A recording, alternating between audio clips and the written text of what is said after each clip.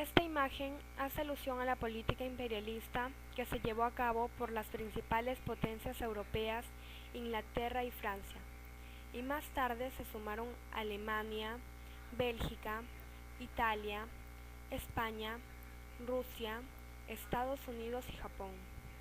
Consistía en buscar el dominio político directo sobre territorios de África, Asia y el Pacífico, con fines mercantilistas, como por ejemplo la obtención de mercados para sus excedentes de producción, la explotación de las materias primas de las colonias y la conquista de territorios donde exportar capitales.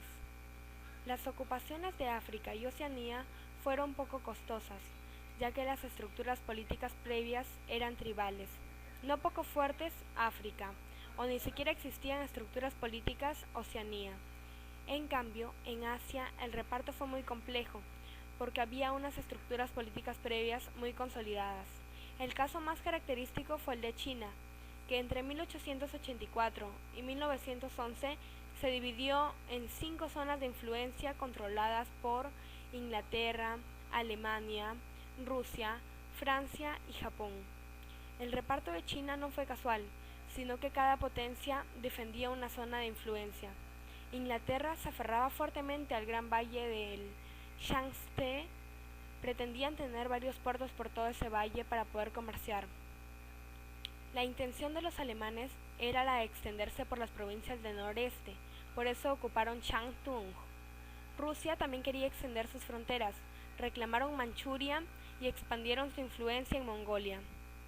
Francia pidió los derechos concesionarios en Yunnan, Guangxi y parte de Guangdong, y Japón ocupó Fujian, región que está enfrente de la Formosa japonesa, para asegurarse de que China no se la quitara. La principal razón de este reparto del imperio chino fue el interés económico.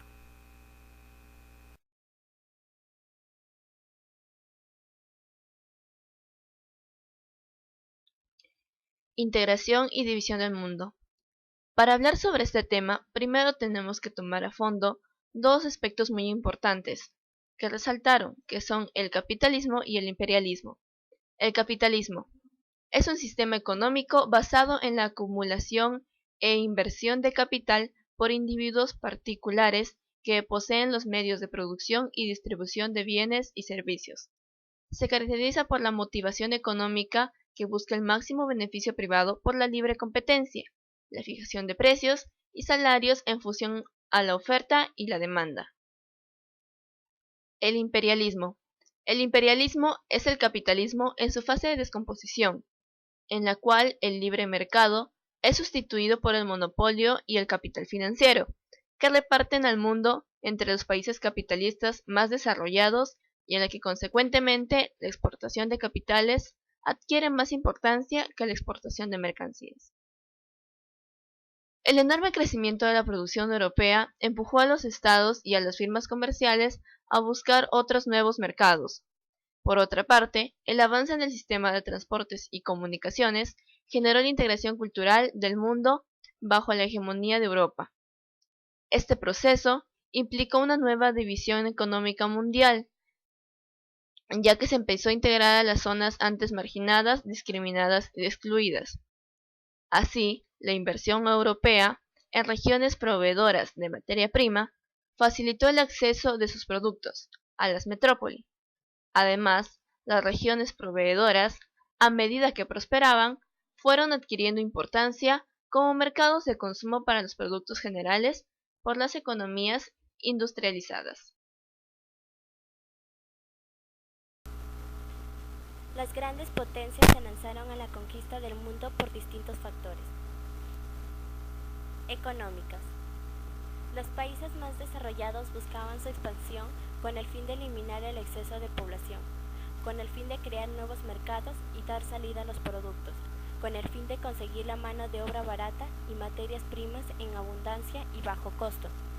Los capitalistas buscaron otros lugares donde sus inversiones fueran más rentables, donde la mano de obra y las materias primas fueran más baratas y no hubiera competencia. Se pone en duda la rentabilidad económica para Gran Bretaña, porque se ha comprobado que los costos de la administración y el ejército no justificaban los beneficios. políticas y demográficas.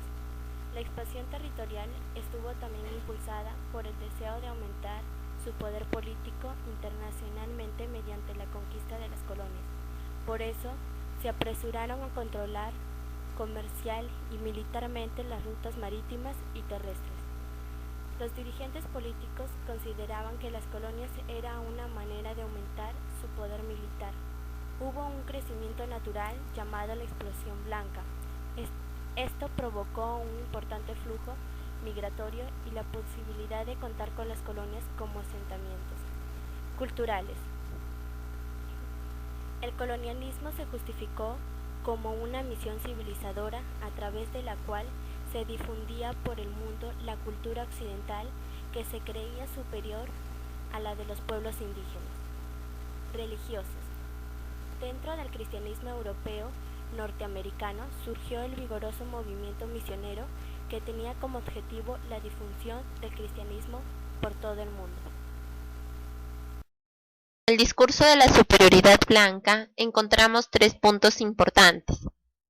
En el punto número 2 encontramos que las analogías entre los negros y los monos son más grandes que entre los monos y los europeos. En el punto 3, que el negro es inferior intelectualmente al hombre europeo. Y en el punto 5, que el negro solo puede ser humanizado y civilizado por los europeos. La superioridad blanca. La supremacía blanca o supremacismo blanco es una ideología que sostiene que la raza blanca, definida esta por elementos biológicos, culturales e incluso morales, es superior a otras razas. Este término se usa para describir una ideología política que promueve el dominio social y político de los blancos. Se basa en el etnocentrismo y un deseo de hegemonía sobre los pueblos no blancos.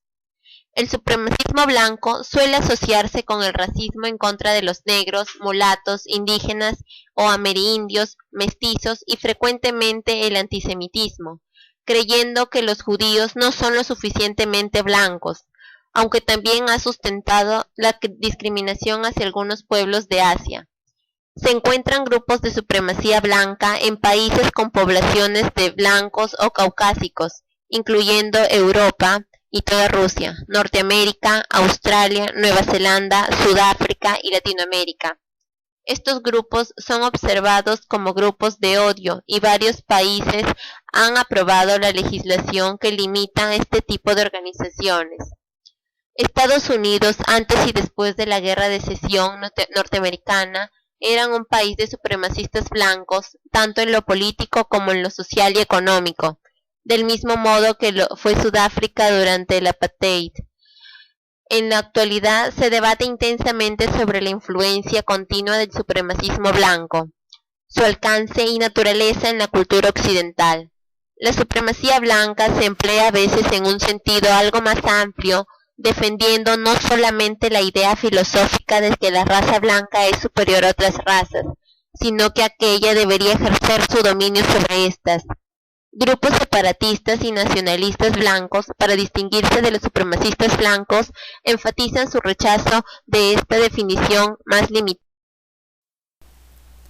La expansión colonial a fines del siglo XIX. En las últimas décadas del siglo XIX se produjo una nueva gran oleada expansiva de los estados más desarrollados, oleada que sobrepasó a la primera expansión realizada en el siglo XV, cuando se produjo el descubrimiento y conquista de América. El proceso de colonización fue extraordinariamente rápido. Hasta 1870, la mitad de la superficie del planeta no había sido aún explorada por los europeos. Entre 1870 y 1914, la exploración, conquista y reparto del mundo fue completa.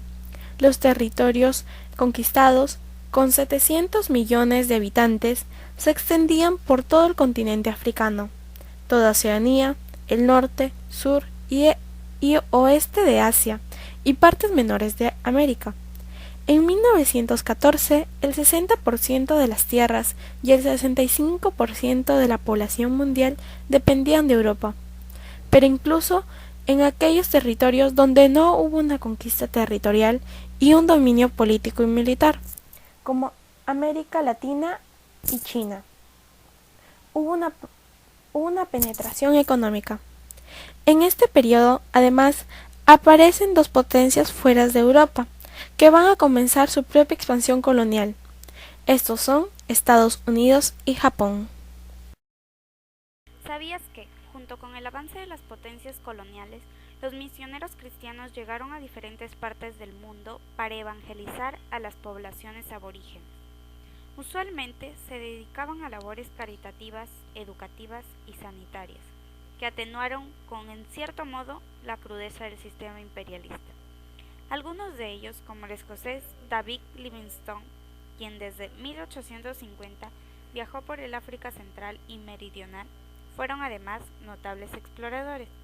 Su lema de la Triple C, cristianismo, comercio y civilización, fue el modelo de colonización por excelencia.